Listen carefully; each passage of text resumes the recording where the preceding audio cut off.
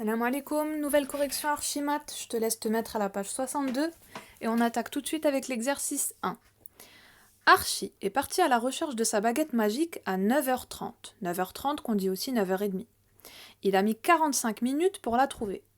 À quelle heure Archie a-t-il trouvé sa baguette? Premièrement, dessine les aiguilles sur les deux horloges.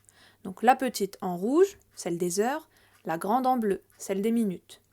La première horloge, elle indique l'heure du début. Ça c'est facile, on nous le dit ici. 9h30. Pour faire 30 minutes, je place ma grande aiguille bleue sur le 6.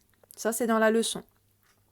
Pour indiquer les heures, pour indiquer 9h, je mettrai l'aiguille rouge entre le 9 et le 10, puisqu'on est déjà à 30 minutes de passé. Donc je mets ma petite aiguille entre le 9 et le 10. L'heure de fin, je vais la calculer, donc parce que je sais que il a passé 45 minutes à chercher sa baguette. 45 minutes, c'est 9 petites graduations. Donc, on a commencé sur le 6 et je vais avancer dans le sens des aiguilles d'une montre de 9 fois.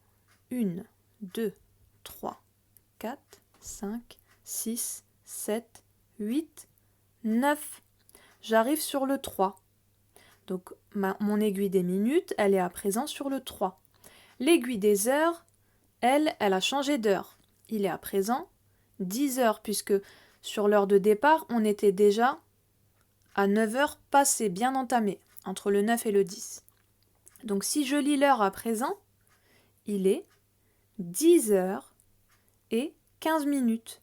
10 heures et 15 minutes, je peux aussi le dire 10 heures et quart. J'écris la phrase réponse. Archie a trouvé sa baguette à 10h15. Nino et Lali ont joué au football 30 minutes. Ils ont terminé leur jeu à 11h15. À quelle heure ont-ils commencé à jouer? Donc là, c'est le même principe, on te demande de dessiner les aiguilles de l'horloge. Donc on voit bien que l'heure de la fin, elle a déjà été faite. Donc ils ont terminé de jouer à 11h15.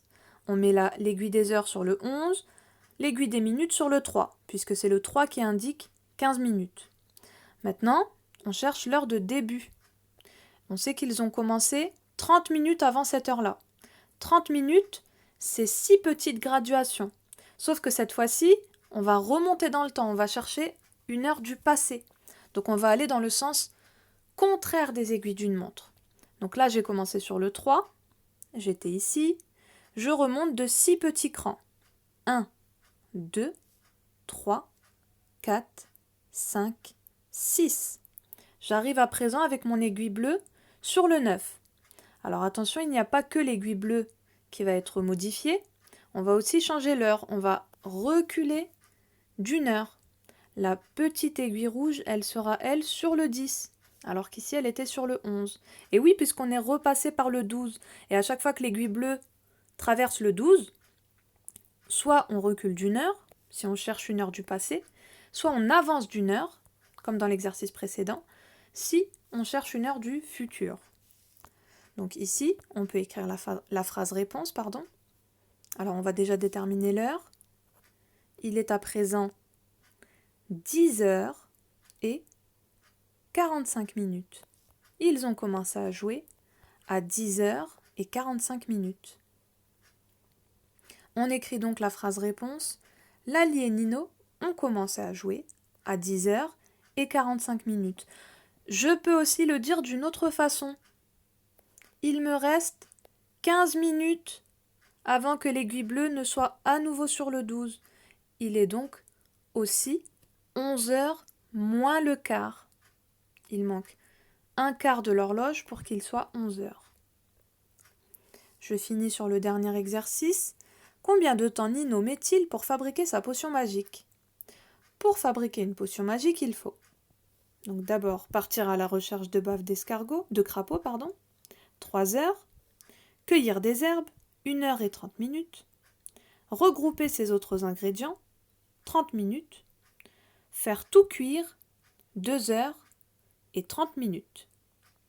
Je compte d'abord les heures, j'en ai 2 ici, 1 ici, 3 ici, Et je sais que pour faire 1 heure, je peux aussi regrouper 2 paquets de 30 minutes.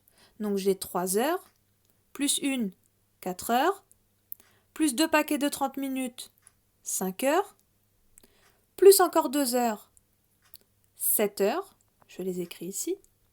Il me restera un paquet de 30 minutes que je place dans les minutes. Nino met 7 heures et 30 minutes pour fabriquer sa potion. À très vite.